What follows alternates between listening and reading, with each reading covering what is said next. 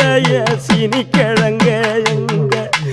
ஆத்துக்குள்ள நீந்தும் அந்த கொக்கு மீனை நானும் பார்த்தா நெஞ்ச முட்டி மோதும் என் கண்ணை கொத்தி கொண்டு போ